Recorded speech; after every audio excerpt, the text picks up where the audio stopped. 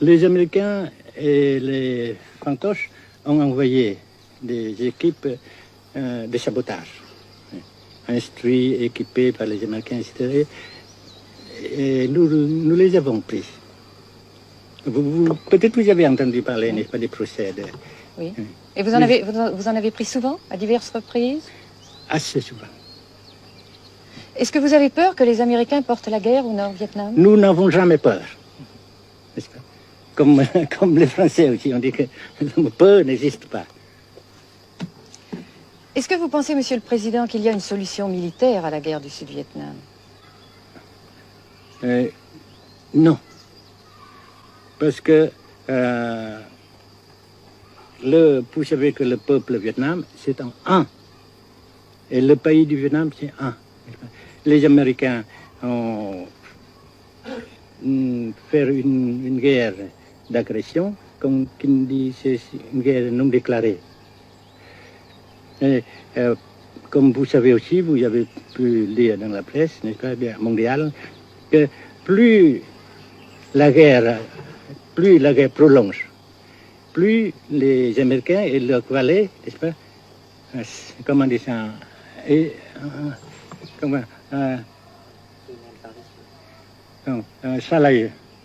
s'enliser, et plus ils supportent des échecs, comme vous savez récemment, n'est-ce pas? Par conséquent, la guerre ne peut pas durer éternellement. Et je suis très heureux que les politiciens haut placés français ont reconnu cela. Vous pensez que le général de Gaulle pourrait en quelque sorte, à un certain moment, arbitrer le conflit? Arbitrer, qu'est-ce que vous comprenez par le mot arbitraire? Nous ne sommes pas des équipes de football. Mais au-delà des accords de Genève, si je ne me trompe, une idée du général de Gaulle est la neutralisation de tout le sud-est asiatique. Est-ce que c'est une idée qui vous semble intéressante? Comme j'ai déjà dit quelquefois, c'est une idée intéressante. Mais ça dépend encore de la volonté de ces peuples et la manière comment on procède à réaliser. C'est une grande question, n'est-ce pas? Et je ne peux pas dire que je suis d'accord. Et je ne dis pas que je ne suis pas d'accord, n'est-ce pas? Mais parce que vous dites, par exemple, fleurs. Fleurs, il y a beaucoup de sortes de fleurs. Il y a des roses, des blanches, des rouges, etc. Et il y a qui sont bons et d'autres qui ne sont pas bons. Mais on dit fleurs. Ouais. Monsieur le Président, nous avons constaté avec chagrin qu'au cours de notre voyage au Nord-Vietnam, que l'influence française était devenue à peu près inexistante dans votre pays. Les moins de 25 ans ne comprennent plus du tout le français. Et je me demande si, à votre idée, des rapports peuvent se rétablir tels que la France continue à jouer une sorte de rôle culturel ici. Avec la France, surtout, et avec tous les autres pays. Nous voulons avoir une coopération amicale, culturelle, économique, etc. Mais je suis sûr que vous ne voulez pas avoir, n'est-ce pas, que la France ait l'influence qu'elle avait avant. C'est une autre chose. Naturellement, c'est une autre époque. Mais coopération culturelle, économique, qu'est-ce qu'il y a encore, sportive par exemple, oui. etc., n'est-ce pas, nous le désirons. Si la guerre se cristallise au sud et se poursuit encore pendant quelques années, pensez-vous que l'avenir économique du Nord-Vietnam soit viable?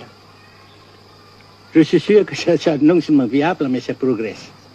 Parce que vous avez vu vous-même, vous avez constaté vous-même qu'ici, nous travaillons beaucoup, notre peuple travaille beaucoup, avec abnégation, n'est-ce pas, et avec dévouement, avec enthousiasme. Et d'un côté, nous travaillons pour, comment dirais-je, pour principalement, n'est-ce pas, de nos propres forces, de nos propres. Et aussi, nous avons, n'est-ce pas, l'aide fraternelle des pays socialistes, n'est-ce pas. Alors, nous, jusqu'ici et après, n'est-ce pas, nous avons déjà réalisé des progrès. Pas très comme nous voulons, mais nous avons réalisé des progrès. Et dans l'avenir, nous progressons de même. Mais vous mentionnez là l'aide des pays socialistes. Est-ce que cette aide ne s'est pas trouvée légèrement compromise à la suite du conflit idéologique entre la Russie et la Chine? Non, parce que ces questions, n'est-ce pas, différences idéologiques entre nos différents partis frères, c'est nos affaires intérieures. Ça passera. Et l'unité, ça se fera. Mais l'aide fraternelle continue et continuera. Et c'est très précieux pour nous. Bien sûr. Mais certains ont l'impression chez nous, Monsieur le Président, que le Nord-Vietnam se trouve actuellement assez isolé, asphyxié même, et que politiquement, il pourra difficilement éviter de devenir une sorte de satellite de la Chine. Qu'est-ce qu'on peut répondre à cela? Jamais.